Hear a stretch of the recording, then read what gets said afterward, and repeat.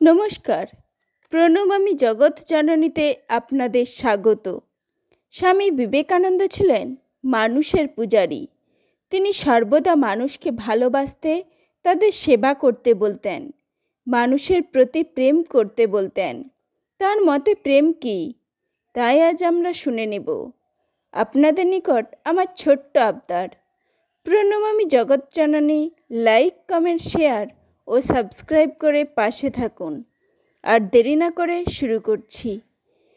স্বামী বিবেকানন্দ বলছেন, প্রত্যেক নরনারীকে, সকলকেই ঈশ্বর দৃষ্টিতে দেখতে থাকো। তোমরা কাউকে সাহায্য করতে পারো না, কেবল সেবা করতে পারো।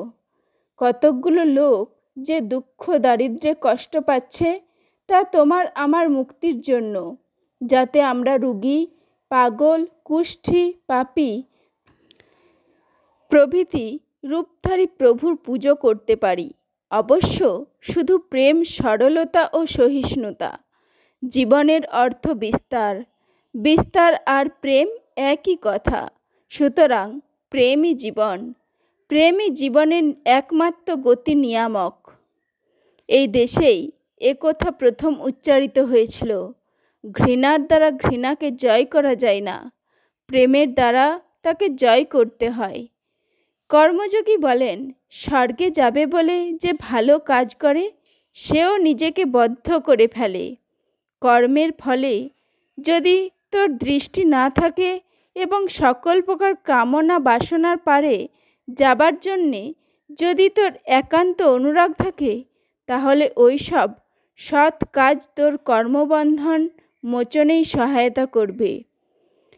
কাজের সামান্য আরম্ভ থেকে ভয় পেও না, কাজ সামান্য থেকেই বড় হয়। সাহস অবলম্বন করো, নেতা হতে যেও না, সেবা করো।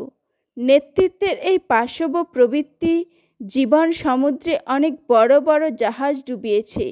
এ বিষয়ে বিশেষ সতর্ক হও, অর্থাৎ মৃত্যুকে পর্যন্ত তুচ্ছ করে নিঃস্বার্থ হও এবং কাজ করো। খুব খাটো, সম্পূর্ণ পবিত্র হও। উৎসাহাগ্নি আপনিই জ্বলে উঠবে। সকলকে গিয়ে বলো, ওঠো, জাগো, আর ঘুমিও না।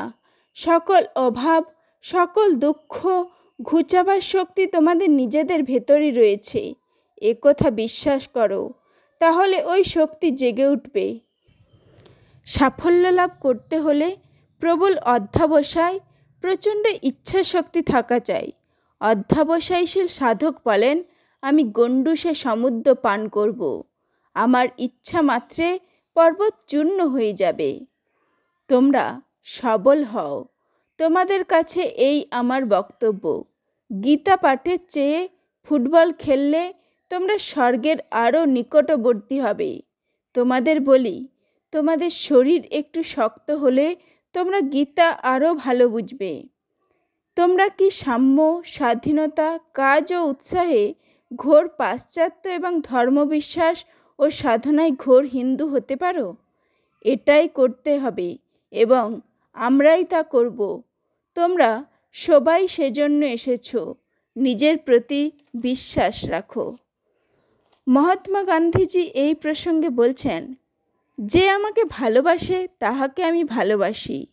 এ তো অহিংসা নয়। যে আমাকে ঘৃণা করে, হিংসা করে, তাহাকে ভালোবাসাই অহিংসা। যে আমাকে ঘৃণা করে, তাহাকে ভালোবাসাই সবচেয়ে কঠিন। ভগবানের কৃপা লাভ করিলে যদি আমরা কঠিন কাজও করিতে চাহি, তাহা হইলে সে কাজও সহজ হইবে। অহিংসাতেই ক্ষমা ধর্মের চরম গতি। ক্ষমা বীরের ধর্ম। নির্ভীকতা ছাড়া অহিংসা সাধন হইতে পারে না। মানুষ কাজ করিয়া খাইবে, এই জন্য ঈশ্বর মানুষকে সৃষ্টি করিলেন এবং বলিলেন, যাহারা কাজ না করিয়া খায় তাহারা চোর। এই মুহূর্তের সবচেয়ে বড় প্রয়োজন হল ক্ষুধার্তকে অন্নদান ও বস্ত্রহীনকে বস্ত্রদান। ধনীরা দরিদ্রের উপর ভর করিয়া বাঁচিয়া থাকে, ইহা ছাড়া তাহাদের অন্য কোনো পথ নাই। সেক্ষেত্রে তাহাদের কর্তব্য কি? দরিদ্রের জন্য যাহারা অনুভব করেন, দরিদ্রের সহিত এক হইয়া যাইতে চাহেন, তাহাদের অবশ্যই নিজ নিজ প্রয়োজন কাটছাট করিতে হইবে। যখন ঈশ্বরের নামে আমি দরিদ্রের মতোই তাদের জন্য শ্রমদান করিব, সেই হবে আমার ঈশ্বর পূজা। যার চেয়ে উন্নততর ঈশ্বর আরাধনার কথা আমি কল্পনা করতে পারি না। শ্রী অরবিন্দ বলছেন, তমগুণের লক্ষণ অজ্ঞান, মোহ, বুদ্ধি স্থূলতা, চিন্তার অসংলগ্নতা, আলস্য, অতি নিদ্রা, কর্মে আলস্যজনিত বিরক্তি, নিরাশা, বিষাদ, ভয়, এক কথায় যাহা নিশ্চেষ্টতার পরিপোষক তাহাই। জড়তা ও অপ্রবৃত্তি অজ্ঞানের ফল। উত্তেজনা ও কুপবিত্রে ভ্রান্ত জ্ঞান সম্ভূত। কিন্তু তমমালিন্য অপনোদন করিতে হইলে রজগুণের উদ্রেক দ্বারাই তাহা দূর করিতে হয়। রজগুণই প্রবৃত্তির কারণ এবং প্রবৃত্তি নিবৃত্তির প্রথম সোপান। সেই জন্য ভারতের ঘোর তামসিক অবস্থা দেখিয়া স্বামী বিবেকানন্দ বলিতেন, রজগুণ চাই, দেশে কর্মবীর চাই, প্রবৃত্তির প্রচণ্ড স্রোত বহুক। তাহাতে যদি পাপও আসিয়া পড়ে, তাহাও এই তামসিক নিশ্চেষ্টতা অপেক্ষা সহস্র গুণে ভালো। লোকহিতৈষী এমন অনেকে আছে যারা খুব ক্ষুণ্ণ হবে যদি আমাদের মধ্যে দরিদ্র জনেরা না থাকে, কারণ তাহলে তো তাদের বদান্য দানশীলতা দেখানোর উপায় আর থাকবে না। লোককে সাহায্য করো, কিন্তু তাদের মধ্যে চেষ্টার অভাব আসতে দিও না। দেখো যেন তাদের কর্মোৎসাহ ও মৌলিকতা বজায় থাকে। এই যে করতে পারবে, সেই হবে নেতা ও গুরু। তোমার জাতিকে সর্বদা এই বাণী শোনাবে যে সনাতন ধর্মের জন্যই তারা উঠছে, নিজেদের জন্য নয়, পরন্তু সমস্ত জগতের জন্যই তারা উঠছে। আমি তাদের স্বাধীনতা দিচ্ছি জগতের সেবার জন্য। অতএব যখন বলা হয় যে ভারত উঠবে, তার অর্থ এই যে সনাতন ধর্ম উঠবে। যখন বলা হয় যে ভারত মহান হবে, তার অর্থ এই যে সনাতন ধর্ম মহান হবে। যখন বলা হয় যে ভারত নিজেকে বর্ধিত ও প্রসারিত করবে, তার অর্থ এই যে সনাতন ধর্ম নিজেকে বর্ধিত ও প্রসারিত করবে। এই ধর্মের জন্যই এবং এই ধর্মের দ্বারাই ভারত বেঁচে আছে। ধর্মটিকে বড় করে তোলার অর্থ দেশকে বড় করে তোলা।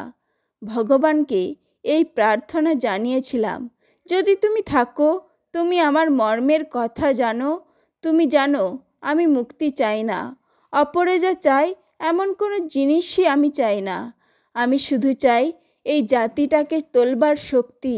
আমি শুধু চাই এই যে ভারতের লোক সকলকে আমি ভালোবাসি, যেন এদের জন্যে জীবন ধারণ করতে পাই, কাজ করতে পাই, যেন এদের জন্য আমার জীবন উৎসর্গ করতে পারি। নমস্কার, আজ এই পর্যন্তই। ধন্যবাদ।